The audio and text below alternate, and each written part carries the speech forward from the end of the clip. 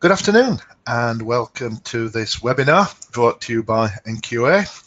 My name is Richard Walsh. I'm NQA's Principal Assessor for Energy and Environment. Some of you may have sat through some of my webinars before. If you haven't, I will explain the process. You should be able to see on your screens some form of box on the right-hand side usually, and in there is a section that allows you to ask questions. Any questions you may have as we go along, feel free to ask. I may not answer them straight away. There will be a section at the end where we will take any questions. If I feel it's pertinent to answer a question as we go through, then I will do at that particular point. If not, I'll save them to the end. The format of this webinar is we will be recording it, and also we will be providing copies of the presentation to all people who've registered, not just people who've attended, because there are a number of people, as always with these things, who register but for one reason or another don't manage to attend. So we will be sending copies of the presentation in PDF form to all attendees, so there's no need to madly scribble down everything that I'm saying, because you can find it again. It will be posted on NQA's YouTube channel. That's where you'll find all our webinars. So what we're going to be looking at this afternoon is a piece of work carried out by ISO Technical Committee 207, and in particular Subcommittee 1 of that organisation. So TC 207 is the technical committee that are responsible for maintaining the environmental management standards on behalf of ISO.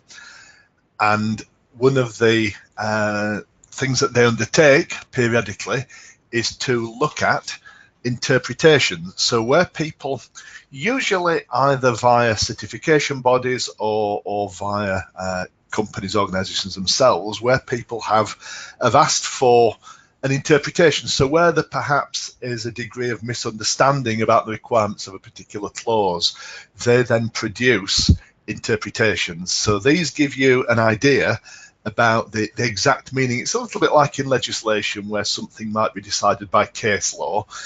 This is similar to that. A committee have sat down and looked at a number of questions and said, there seems to be a little bit of doubt about this, a little bit of misunderstanding, this is the interpretation. So we're going to look at the interpretations. That's the main part of this presentation, which should last, for me talking, about half an hour, somewhere like that, and then plenty of time towards the end for questions if there are any. You can always keep in touch with us. I'll give you my details towards the end, and of course, as I said just now, there will be a chance for questions. So what we're going to look at is a little bit quickly about the ISO committee structure, just to set the background and the context for where we are. A little bit about the review process itself, and then go through. There are 15 current interpretations that have been submitted and for which definitive, I guess, interpretations have actually been provided. Just a reminder, questions, of course, as we go along in the panel on the right-hand side of your screen. Oops, sorry, my fault, just jumping ahead too soon, getting a bit beyond myself there. So, ISO TC 207 Subcommittee 1. Who are they? Well, as I've already said, they're the ISO subcommittee who have ultimate responsibility for ISO 14001 and the other supporting standards. They have an ongoing work programme, and their work programme focuses on its core standard, and obviously ISO 14001 is the main standard that committee looks at, but they also look after a number of other standards. The main one, of course, being ISO 14004, which some of you may or may not have seen. If you haven't seen it, it's well worth getting.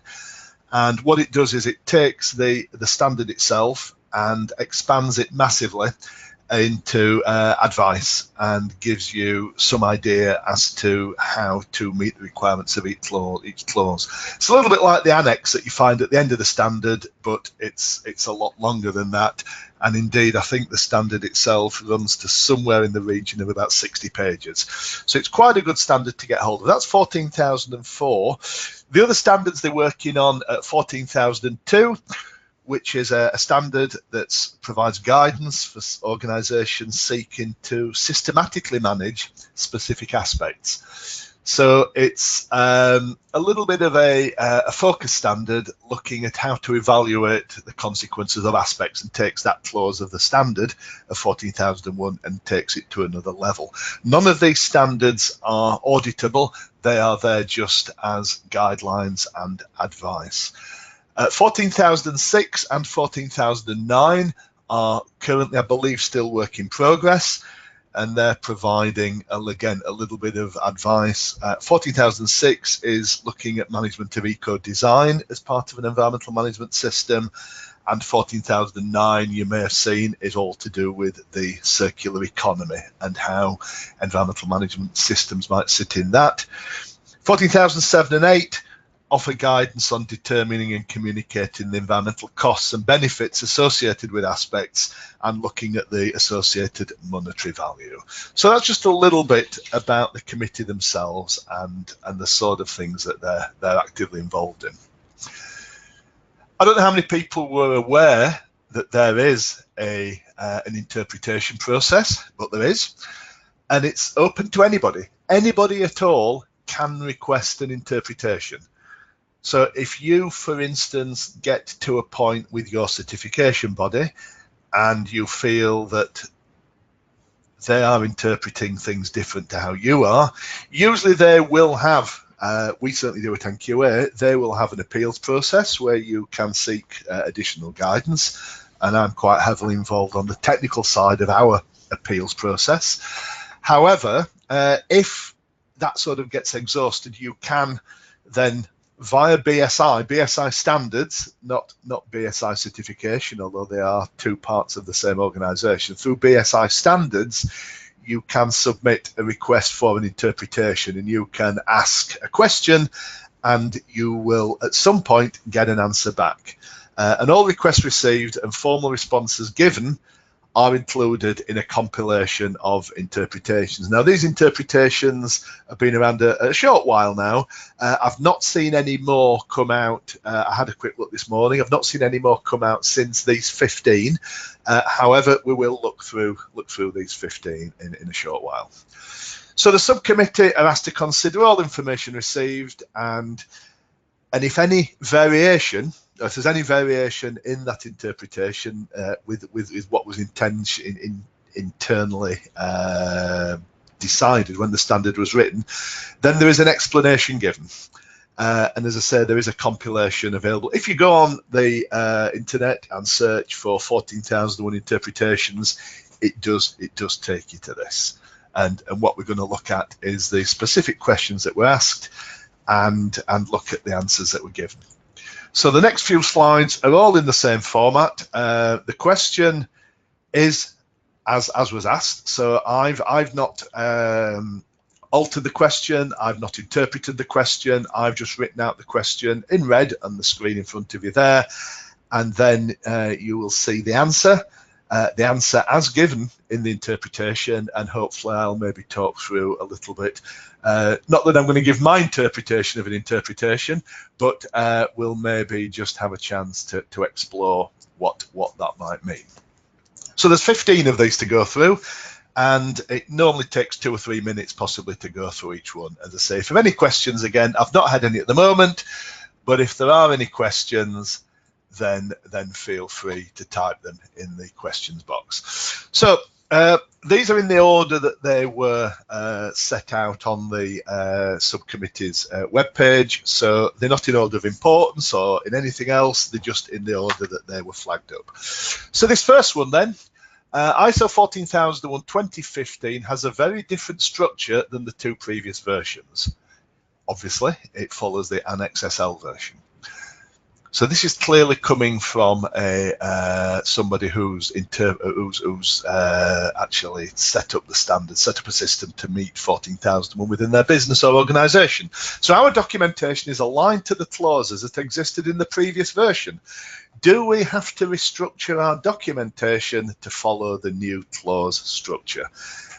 If I'm honest, I would have thought that was a fairly obvious question. I'm surprised if they got any different guidance from their certification body. However, as you might expect, the answer is no. So clause A2, this is the annex, states, and this is the answer that's been given by the subcommittee, the clause structure and some of the terminology of this standard have been changed to improve alignment with other management systems standards. So this is the Annex SL format you might hear people talk about. All of the new standards, 9, 14, 45, 27,001, the new 50,001 that came out in August last year on energy management, they're all in the same structure.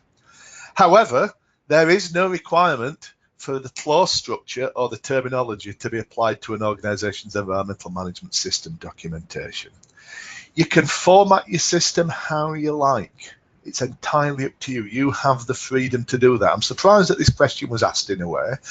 I suspect it might come back to a pedantic assessor who wants to see a manual structured in exactly the same way that the standard is structured. That is not the case, and I can certainly assure you with NQA assessments, I can't speak on behalf of any other certification bodies, you will not see that from any of our assessors. You have the freedom to number your clauses in your manuals how you like. You do not have to follow the numbering system in the new standard. If you had a system that met the requirements of the 2004 standard, so long as the requirements were amended, you can leave the numbering system exactly the same. So that was a nice, easy one to start with, and as I say, it's one that I was a little bit surprised that actually anybody needed to ask. A little bit more interesting one now. So this comes back to an interpretation again in the definition section, so 315. So clause 3 of the standard is all about definitions. And within the definitions, 3.1.5 defines top management. And it defines top management as a person or group of people who directs and controls an organisation at the highest level. So the question that was asked, or the interpretation that was sought, was, are there any situations in which top management can refer to people outside the scope of the environmental management system?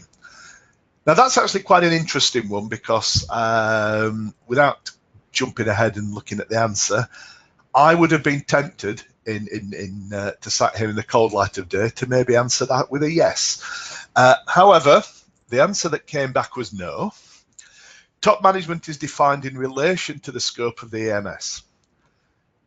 And again, this is the wording that came back. If the EMS covers the entire organisation, top management is the person or people who direct and control the entire organisation.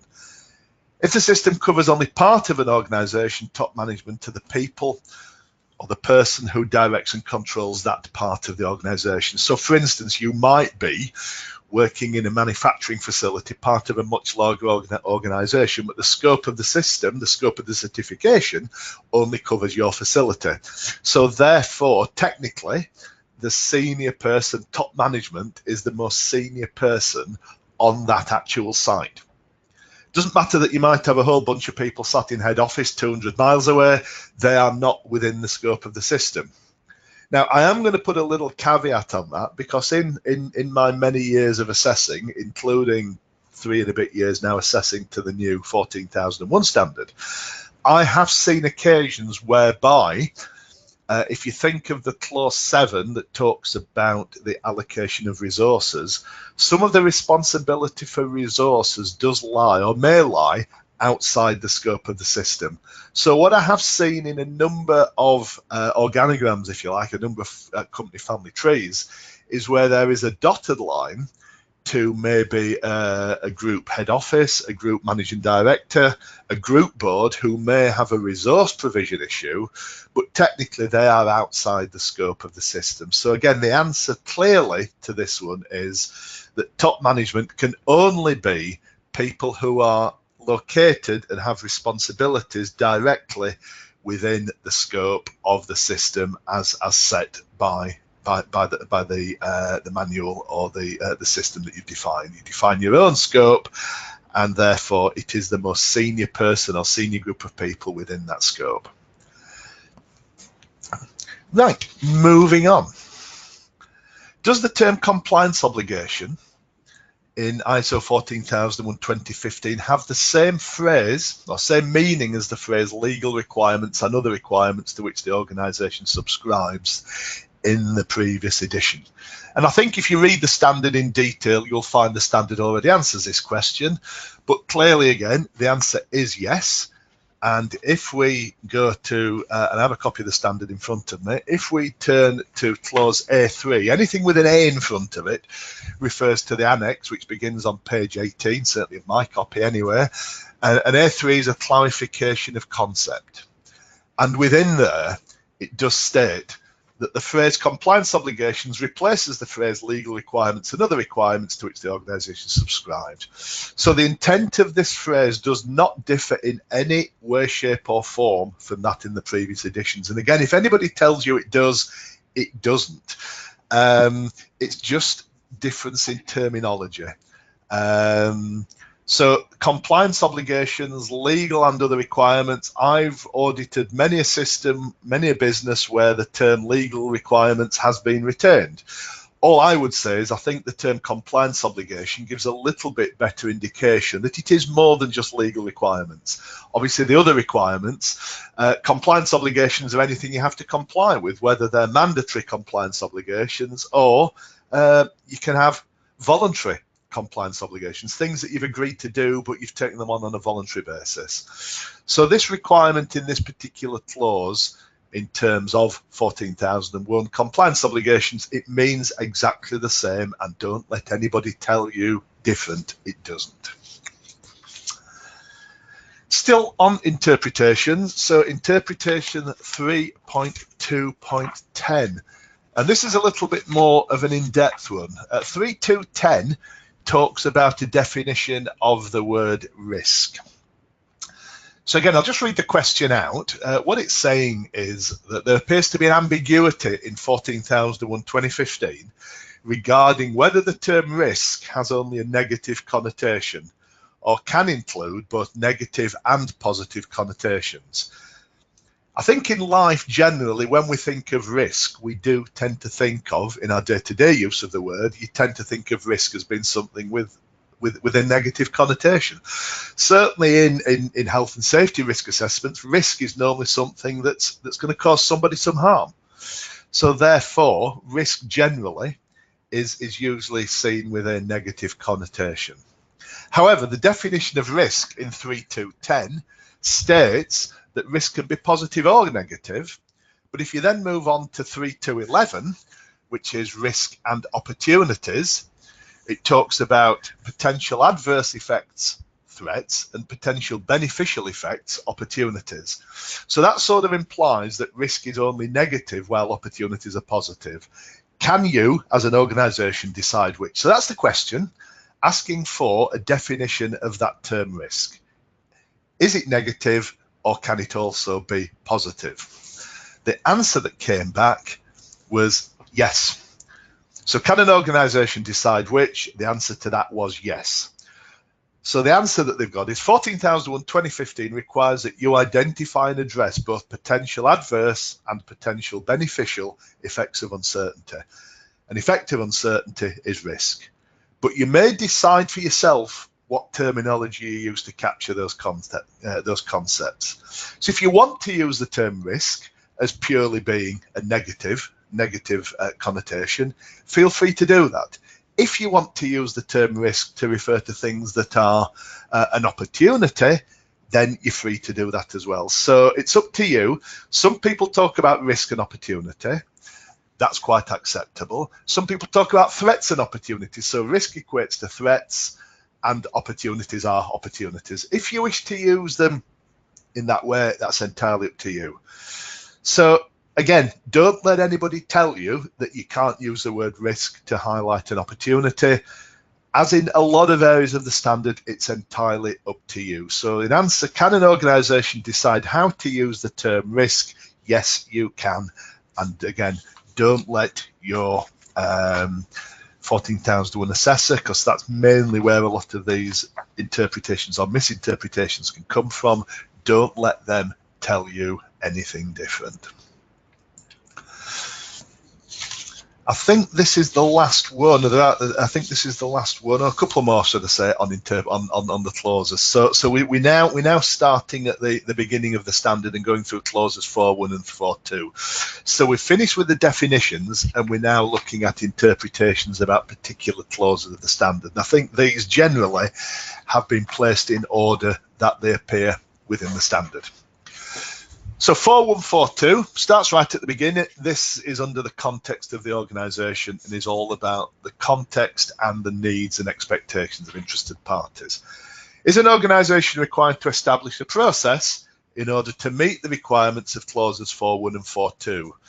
So that determining your context and the relevant interested parties and needs and expectations, do you have to have a documented process? Or do you have to have a process, full stop, not necessarily documented? And again, the answer, no, you don't. Again, a lot of assessors like to see documented processes. That's how the old standard tend to work.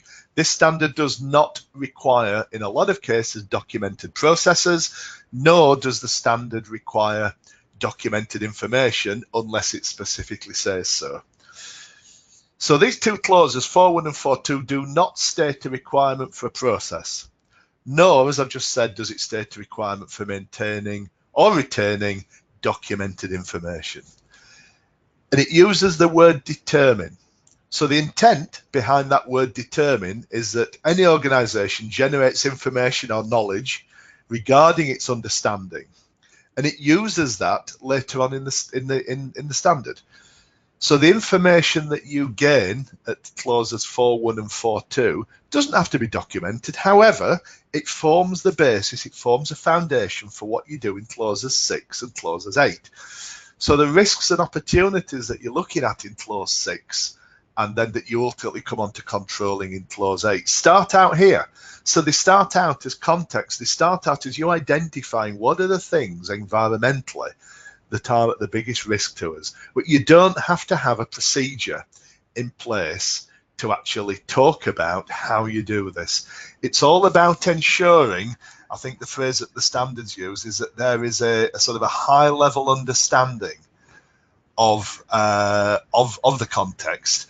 And it's all about the things that can affect how you are likely to meet the outcome of the standard, which is improved environmental performance. So long as you can explain the outcome of this, there is no need to document either the outcome of it, because the outcome is technically documented in 6.1 and 8.1 in terms of the risks and opportunities and controls in clause 8. So really, how successful you are at these two clauses is really demonstrated in clauses 6 and clause 8. So again, don't let anybody tell you that you have to have a procedure to tell you how you do this. Don't let anybody give you a non-conformance because you haven't got a spreadsheet or a table with all of these documented in. I've been to clients where I've interviewed senior management. I've interviewed managing directors in engineering companies and talked to them about their understanding of the issues that are out there, the things that are going to affect their business from an environmental perspective. And that's what this clause is all about. We've sort of covered this. I've almost answered two interpretations in one go. Is an organisation required to develop and maintain documented lists of its external and internal issues, its relevant interested parties and their needs and expectations? No prizes for guessing if you were just listening to the previous explanation. No. The decision to document the knowledge is made by the organisation by considering clause 7.5.1. And 7.5.1 is all about you deciding what level of documented information you need. So clause 7.5.1 gives you the flexibility to decide which processes you need to document and record in order to keep the EMS or make the EMS effective. So if you choose to keep documentation, then clause 7 will tell you a little bit about how you should manage it, how you should keep it, how you should safeguard it. But it's up to you to decide whether you wish to document these as lists. If you decide to document it, then as I say, clause 7.5 gives you some pointers, gives you some requirements on how you should manage that documentation. However, it's not a requirement of the standard that you document clauses 4.1 and 4.2. So that was quite an easy one. 6.1. So clause 6.1 is all about actions to address risks and opportunities. Now, this is an interesting question, one I'd never thought of, if I'm honest. Does the organisation have to identify at least one risk or opportunity that needs to be addressed? So what the standard says is you have to identify risks and opportunities, but then you've got to prioritise them, work out which are significant, and then decide which one you're going to address. And do you have to pick one? Could you go through and say, we're actually quite happy with what we've got, and we don't feel there's any at the moment that we're not sure about, that we need to do anything about. So therefore, whilst we're going to play a watching brief, we don't actually have to take any more on board at the moment. Having gone through the process required by clauses 4.1 and 4.2, or not the process, you don't have to have a process, but having gone through those two clauses and identified things, we're quite happy. We're in control of everything. We're not going to take anything on board just now. Not something I've thought about. I made an assumption, like you probably all have, that yes, you have to do something, and I was quite surprised by the answer. There is no explicit requirement in clause 6.1 that an organisation will identify one or more risk or opportunity that needs to be addressed. There's an underlying assumption that the organisation will, but the standard does not require you to have to do that.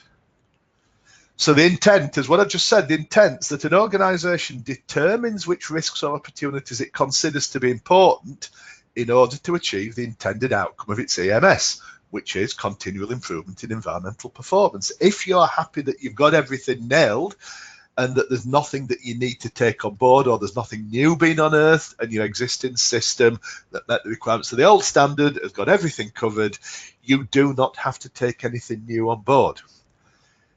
As I said, the writers and the people who came up with these interpretations have said that there's an underlying assumption that you will, but it is not a requirement. You cannot be given a non-conformance because you haven't taken anything new on board. That was quite a surprise to me. However, I accept these interpretations, and I think in all the time I've been auditing again to the new standard, I don't think I've come across this actual issue. So to me, it's almost a non-issue, I suppose. I've not at the moment, I don't think, seen any. Oh, there is one question at the moment. The sound panel on my PC states I'm muted by the organizer. Is there any sound? I've not muted anybody as far as I'm aware. Let me just have a look. Not that I'm aware. I can see all. I'm just going to pause while I do this at the moment. I'm just going to look to make sure that I haven't inadvertently clicked on mute on anybody. No, the only thing that you are muted, if it says you've no sound, or if you have no sound, it may well be that you've not got your sound turned up on your computer. Everybody within the presentation is muted. What that means is you can't speak to me. I do have the ability, if you have a microphone, I do have the ability to be able to speak to you, and I could make it so that you could speak to me and everybody who's listening could hear. So when it says you're muted, that actually just means that you're muted by in terms of speaking, not that you're muted. Yeah, somebody says they've joined by phone. That's fine. So it may be an issue with your computer. Right, there is one question which I'm going to cover at the end because it's not related to a specific clause. It's more 14,001 related. It's about the main challenges in adopting the new 14,001 2015. So we'll come back to that one because it's not related to a particular interpretation. Okay, moving on then. Another interesting one, one that I got quite a lot of questions about when I first started training businesses and also training our own staff in assessing to the new standard. Does 14,001 2015 require life cycle assessments to be completed as part of the enhanced life cycle perspective requirement? Again, I thought this was fairly well clarified within the standard and within the annex. The answer is no. There has never been a requirement for a formal life cycle assessment. It talks about a life cycle perspective. An Annex A6 1.2, so anything, as I said, with an A, talks about the annex, and 612 is environmental aspects. And it explains that this does not require a detailed life cycle assessment. So why people needed to ask for an interpretation, I don't know, because the answer's there. However, what you need to think about is the life cycle stages that can be controlled or influenced by the organisation. So when people say to me, when we're sitting down and considering our aspects and impacts, and I'm looking at upstream and downstream environmental aspects, so it's a bit like crossing a road. You're looking left, you're looking right. How far up and down the road do I need to look? Now, the standard's already said there, and it tells you in there, you need to consider the life cycle stages that you can control or influence. So if you look upstream, if you look downstream, and you get to a point where you no longer have any control or any influence, you do not have to consider any further. And it's all there in the standard. So basically, that's what it's saying. So the life cycle stages, and they give a little bit of definition here, include raw material acquisition, design, production, transportation, delivery, use, end-of-life treatment, and final disposal. And it does require that you consider them, but as it says, only consider to the point where you maintain control or influence. So whilst if you're buying, I don't know, let's say you're buying nuts and bolts from a supplier, you can control where you buy those nuts and bolts from. That's quite simple, and you can control and make sure that you're buying them from an environmentally sustainable business if that's what you choose to do. What you can't control is where the iron ore was mined that was used to make the steel that was then used to make the hexagonal bar that was then turned into nuts that you're buying from a supplier. So you can only go back as far as you can control or influence, and that's what this clause is all about. So there is no need, because a full life cycle assessment is cradle to grave. It would ask you to go back and look at where the iron ore's mined, and then what happens to these nuts when they're all used and scrapped, and what happens to the steel when you put them in the scrap bin and the scrap man's taking them away. That's further than you need to go. Okay.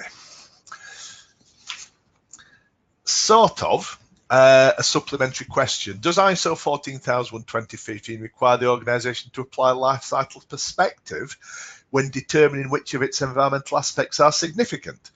So it's sort of asking the same question but coming at it from a slightly different way, so that when you are deciding on the criteria for significance, because one of the things the standard says you have to do, of course, is once you've identified what your environmental aspects are, you have to then prioritize and give them a degree of significance, and the significant aspects are the ones that you have to do something about. Do you have to use a life cycle perspective when you are determining significance? Again, the answer is no. What it says is you have to consider a life cycle perspective when identifying the ones that you can control or influence. And this state that there isn't a single method for determining environmental aspects significance. The standard doesn't say how you have to do it. Assessors don't say how you have to do it. That's what either you decide or your consultant would help you with. There's many, many ways of doing it. I've seen some easy ways. I've seen some really complicated methods of doing it. It's horses for courses. You decide how you do it. If you feel you wish to apply life cycle perspective criteria, as the final paragraph of that, final sentence of that slide shows, the organisation has the autonomy to apply additional criteria, including criteria related to life cycle perspective. And the key word in that sentence is autonomy. You can decide. You need to consider the life cycle of whatever it is that you're assessing, but it is a consideration. It's not a mandatory. You must include. So again, it's sort of the same answer as we gave in the previous interpretation. In clause 614A3, so again, 614A3, we're back now to the appendix. So this is clarification of something within the appendix. Which risks and opportunities is an organisation required to plan its actions to address? You're not required to plan actions to address every single risk and opportunity. This is quite an interesting one that's cropped up again quite a bit. So again, I might apologise there because I think I pointed you to the annex. It's not in the annex. It's in one of the subsections. So 614A3 talks about the organisation shall plan risks and opportunities identified in 613, or plan to take actions to address. You don't have to take actions to address every single one. There is no requirement to do that. Again, I've seen, and I've nailed it pretty quickly, but I've seen within some of our own assessors where they have started to raise findings saying that not every risk and opportunity has an action plan, or not every significant aspect has an action plan. There is no requirement for that. You decide which are the ones that you wish to take forward, and the objectives, which is what we're talking about, the objectives, they don't use the word target anymore, but the objectives and the associated programs have to take into account these significant aspects. So there doesn't have to be an objective for each significant aspect. There should be some reflection, there should be some synergy between the two, but there doesn't have to be one for every single one. And I wish to nail this right from the start, right from the beginning. Now on, there is no requirement, and you should not be given a non-conformance if, say, you've identified 15 significant aspects, but you only have, say, 5 objectives relating to them. That is not an issue. That's the start of a program, and I would expect over a period of time that you would cover them all, but you don't have to do everything in the same time. So as this final sentence says, an organisation retains the authority and accountability to decide how it fulfills the requirements of 14,001, including determining which risks and opportunities need to be addressed. And that's a very, very fundamental principle within the standard that they have clarified here. Not only do you have the ability to decide how to meet the clause of the standard, you do have that same autonomy to decide how you fulfill the requirements, including determining which risks and opportunities and significant aspects you need to address. Now, this next question, this next interpretation prompted quite a debate within the committee, but also quite a debate within our own organisation. In fact, within NQA, at the beginning of January, we had a 3-day staff conference, and there was quite a debate around this as well. What is an outsourced process? Because it's a sort of a fairly new phrase that's cropped up within 14,001 that crops up in operational planning and control clause 8.1. Is every process or service obtained from an external provider an outsourced process? Good question, and if I unmuted you all and gave you the option to actually speak back to me, I might get possibly a 50-50 split on yes or no. So, is every outsourced process or service is every process or service obtained externally an outsourced process? The answer is really no. So there is a definition. So the standard defines outsource as to make an arrangement where an external organisation performs part of an organisation's function or process. So quite clearly, go back to buying nuts and bolts. Buying nuts and bolts from a nuts and bolts supplier is not an outsourced process. That's black and white. That is a set purchasing process. So the standard defines, it says a process or service obtained from an external provider is not necessarily an outsourced process. Outsourced processes can be viewed as a subset of these externally provided processes or services. So the next page, or the next, we've gone on to 2 pages, I couldn't fit it all on 1 page for this. The next page gives a little bit more interpretation. An outsourced process is one that fulfills all of the following, and this is where we had a little bit of a debate internally within NQA, if I'm being honest, and anybody who has a standard to hand might want to turn to this if you want. It's sort of coming up in, it's in A8.1. On my standard, it's at the top of page 29. So an outsourced process is one that fulfills all of the following. So it's not any, it's got to tick all of the following, what is the 5 bullet points. So that process has to be within the scope of the environmental management system. So for instance, if you are making a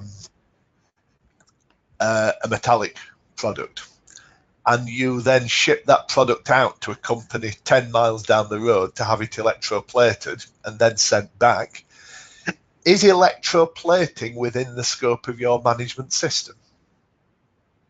I would perhaps suggest no, it isn't. It could be integral to your organization's functioning, because clearly if you don't have these parts electroplated, they won't fulfill their design criteria, they won't fulfill a product that you're selling.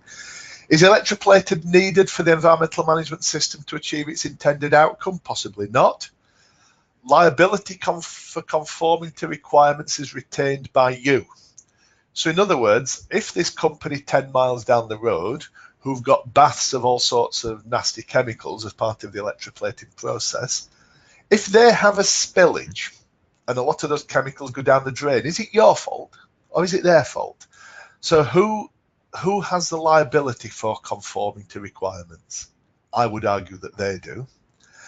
And do you and the external provider, so do you and, I don't know, Fred's Platers Limited, have a relationship where the process is perceived by interested parties as being carried out by you? Now, your name isn't on the signage of Fred's Electroplaters Limited. It's his company, it's their company, it's not your company. So to me, a process like that is not an outsourced process. That's a supply process. It's a process that you've outsourced, and it's a process being carried out externally. However, it is not an outsourced process as I would define it within the standard. Now, what it talks about is that the level of control that you can apply to an outsourced process has to be defined, and it can vary from direct control to limited influence. So you might have a limited influence, but not every single process that goes on off-site is an outsourced process. An example I used to give in training of an outsourced process, quite interestingly, was, and it's a real opportunity, a real example. Is and it was when I worked as a consultant, if I'm honest, I implemented ISO 14001 at a power station on South Humberside, actually, at Killingham. And that power station, all of the lubrication on that site, all of the oil and the oil changes and the lubrication and topping up oil reservoirs and everything else was carried out by Castrol, obviously large oil supplier. Castrol had a facility on the power station premises. So therefore, they fulfill their particular service. I also see this with a couple of large companies that have a significant number of forklift trucks, where the forklift truck manufacturer, the forklift truck supplier, actually has a service facility on the premises and has a full-time member of staff servicing and maintaining those forklifts. And quite often they have their own little compound on your site, that is still a part of your process, part of your EMS. You're responsible if there's, say, an oil spill in there. That is clearly an outsourced process. The confusion comes with outsourced processes that are taken on, that are offsite, and it's not clear cut. And I would still return back to being able to tick all of these 5 bullet points. Is it within the scope of your environmental management system? If you are not an electroplating company and your scope doesn't include electroplating, then it cannot be an outsourced process because it's not within the scope of your system. If in any doubt, refer to these 5 bullet points. I've taken them, they are straight out of the standard, they are in Annex A 8.1, and it's very, very clear that they have to fulfill all of those following points. Don't be frightened to use the standard in discussions you're having with your assessment body. If an organisation does not have any outsourced processes, this was another interesting one. I think this is somebody trying to get out of some requirements. If an organisation does not have any outsourced processes, to what extent does clause 8.1 apply? Do the requirements in the paragraph starting, consistent with a life cycle perspective, only apply to outsourced processes? So halfway down clause 8.1, there is a section that begins, consistent with a lifestyle perspective, the organisation shall establish controls, determine environmental requirements, communicate its requirements, and consider the need to provide information. So does that only apply? So if an organisation has no outsourced processes, and a lot of organisations won't, you will have suppliers but not outsourced processes, the only requirements in clause 8.1 not applicable are the organisation shall ensure outsourced processes are controlled, and the type and extent of control or influence shall be defined within the EMS. Everything else in 8.1, regardless of whether it says it's outsourced or not, is a requirement. And I always say, jokingly, the clue is in the title of the clause. The clause is called Operational Planning and Control. So therefore, yes, it does apply. So even the bits that begin consistent with a life cycle perspective, that's saying you have to think about it. If you have a life cycle perspective, it doesn't mean to say if you don't have one, you can ignore them. Those A, B, C, and D, so 8.1 A, B, C, and D do apply, other than the bits that do begin, the organisation shall ensure that outsourced processes are controlled or influenced, which is a little bit higher up within the clause. So that's a fairly easy answer. As you can see, this phrase life cycle perspective crops up a lot. Does the phrase consistent with a life cycle perspective mean that the organisation needs to consider a life cycle perspective a second time? So it crops up in clause 6. Do we have to go back and reconsider it yet again when we come to 8.1? And of course, no, you don't.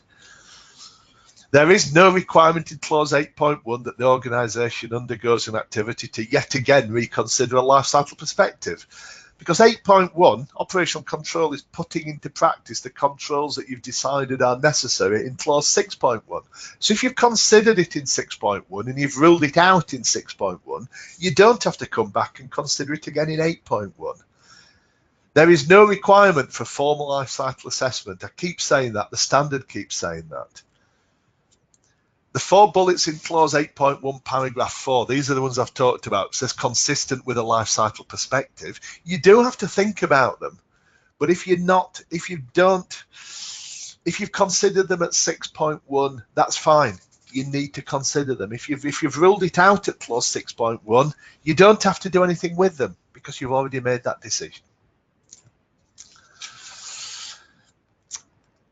Getting towards the end. Not many left, just a couple left to go. The operational control clause of clause 4.14001/2004 referred to identifying and planning those operations associated with significant aspects. The operational planning and control clause of 14,001/2015 refers to processes needed to meet EMS requirements, Does the revised standard still refer to control of the organisation's operational control? I would have asked the question straight away, what is clause 8.1 headed? As I've already said, it's headed operational planning and control. I'm surprised anybody even needed to ask this question. Of course it does. It talks about controlling the operational processes that you've decided that need to be focused on. So clause 8.1 in the revised standard, as this is their answer, remains focused on planning and controlling the operations of an organisation. That's why it's called operational planning and control. The clue's in the title. The organisation decides the controls needed, and these operations are controlled by establishing operating criteria and implementing methods to meet the criteria. I've missed a little bit out, but generally that's slightly paraphrased. You can read it for yourself. Yes, the things that you decide in 6.1, the risks, the opportunities, where you've decided there needs to be controls in place, these are the controls that you've decided. So it's sort of a non-question, really. Whoever asked this question, the answer is in the standard itself. And then finally, this was a strange one. Does the requirement for internal audit in 9.2 include a compliance or financial audit? This, to me, sounds like it was some pressure from somebody who is clearly a financial auditor trying to say, well, of course, you haven't audited your accounts as part of 14,001. Therefore, we're going to give you a non-conformance. Surprise, surprise, the answer is no. Interestingly, compliance does come in at 9.1.2, evaluation of compliance, and it's evaluation of compliance with your compliance obligations. So you do need to evaluate as a business whether you are complying, and quite often, if I'm honest, the evaluation of compliance, which is not just a once-a-year activity, it's an ongoing activity, but quite often it does appear in people's internal audit plans, but it's not a formal part of clause 9.2. Internal audit is all about providing information to a business as to whether the management system they have in place conforms to the requirements of the standard and your own EMS. So in other words, does your system continue to conform to this standard, and are you doing what you say you're doing? So in other words, are you meeting your own standard? Anything beyond that, it's for you to decide. If the EMS requirements, if it's something that you've decided is a part of your EMS, then yes, you do need to internally audit, because it's up to you to decide what's in your EMS and how you manage it, so long as you meet the minimum requirements set out in the standard. The internal audit, as it states about 5 or 6 lines down in the green text, the internal audit is not a financial audit, it's not a compliance audit, and it's not an audit of conformity with interested parties' needs and expectations. They all come in under clause 9.1.2, evaluation of compliance. So interestingly, under 343, which is in the definition, so let me just turn back to that, 343, which is the definition of a non-conformity, it says non-fulfillment of a requirement. How many were 3, 4, 5 words? There is a note alongside that that says non-conformity relates to requirements in this international standard and the additional environmental management system requirements that an organisation establishes for itself. So it's up to you, yet again. You have the autonomy to decide what's audited. The minimum requirements are you audit everything that's required by the standard. Anything else you audit, if you decide that there's some relationship between your environmental performance and your accounts, and that's in there as a requirement of your own EMS, then yes, you've got to audit it. But it's not a financial audit. And again, don't let anybody tell you that it is. Right, those are the 15 interpretations. If I'm honest, I really believe that people asking those, if they'd read the standard, they would have found the answers to them themselves.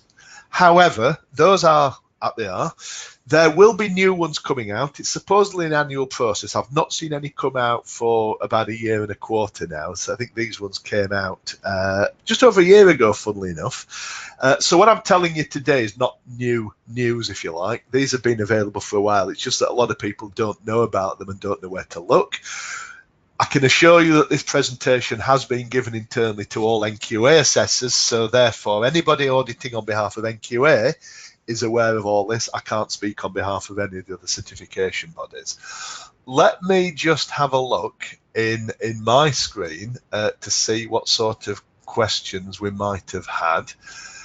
Will I be covering carbon footprinting? No, I won't, because carbon footprinting is not a requirement of ISO 14001. That's a totally separate issue.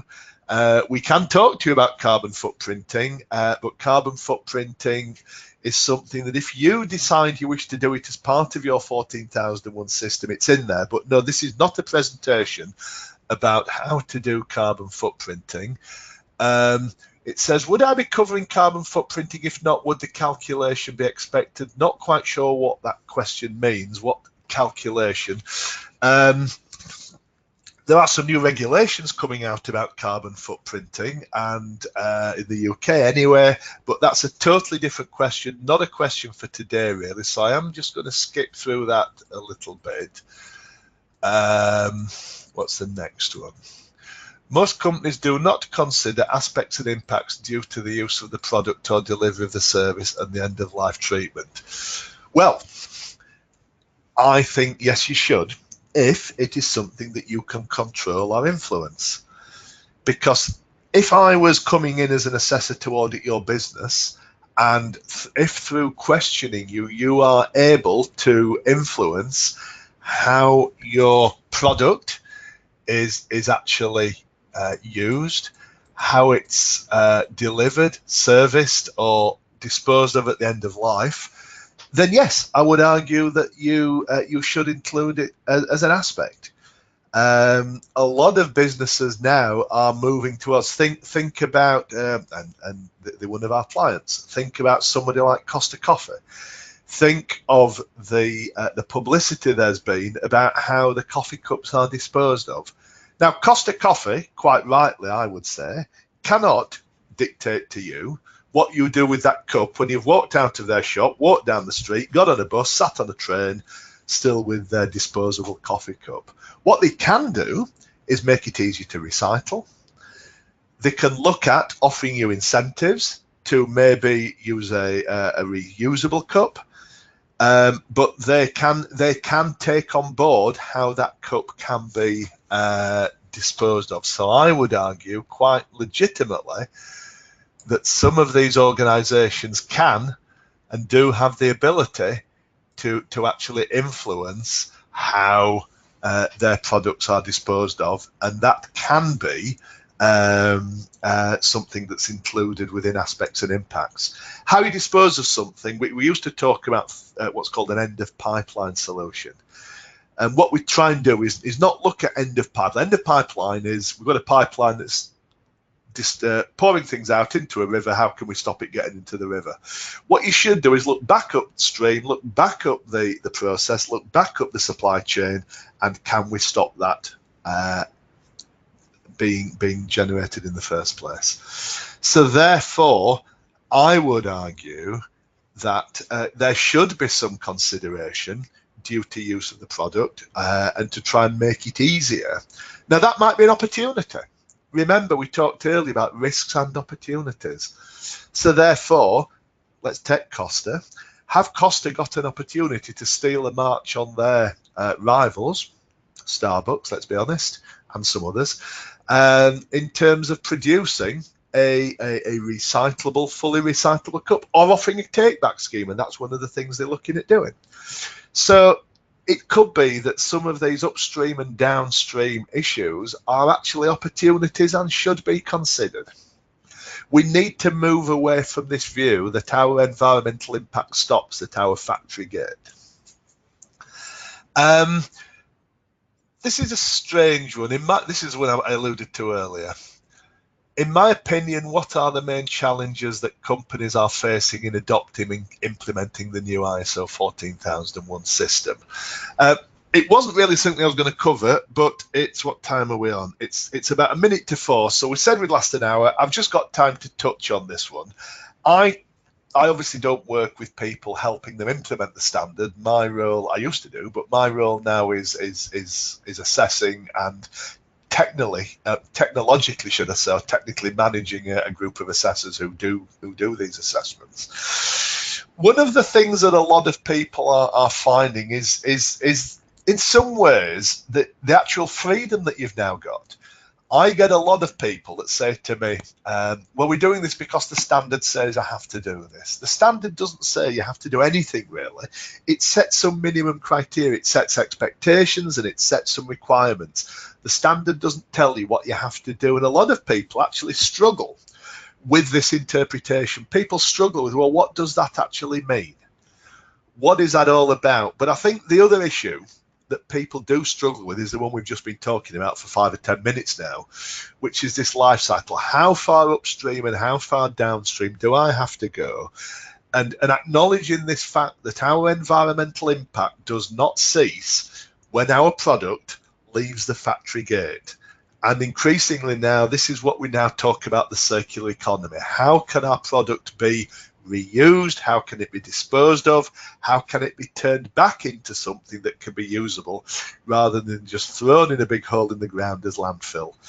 And the standard is moving forward to address that, and certainly through the work that assessment bodies are doing, some of the work I'm doing with some of my clients, we're trying to encourage people to move towards making sure that these opportunities that can be identified within the system are grasped and are turned into objectives. So that's as far as I'm intending to take it today. It's just after 4. I thank you for your time. I thank you for your patience for listening. There are many, many other webinars that NQA run. I'm running another one on Wednesday this week related to excuse me, ISO 50001 and the new version of the standard. That's at I think 12:30 on Wednesday lunchtime. But I thank you for your time. Thank you for listening. Just to reiterate, you will get a copy of the slides sent to you. Go have a look at TC207 SC1's website. They do have all this information on there as well. You can get hold of me if you have any questions that you suddenly think of. I wished I'd asked him that. Richard.Walsh, that's Richard, R-I-C-H-A-R-D, Richard.Walsh, W-A-L-S-H, at NQA.com. You can always email me, whether you're a client or not, I don't mind, and I'll try and answer any questions you've got. You will get some, as I say, a PDF of this sent by the end of the week, and it will be on our YouTube page, a recording of this webinar. So thank you very much for your time, and I look forward to speaking to you again. And thank you very much, and goodbye.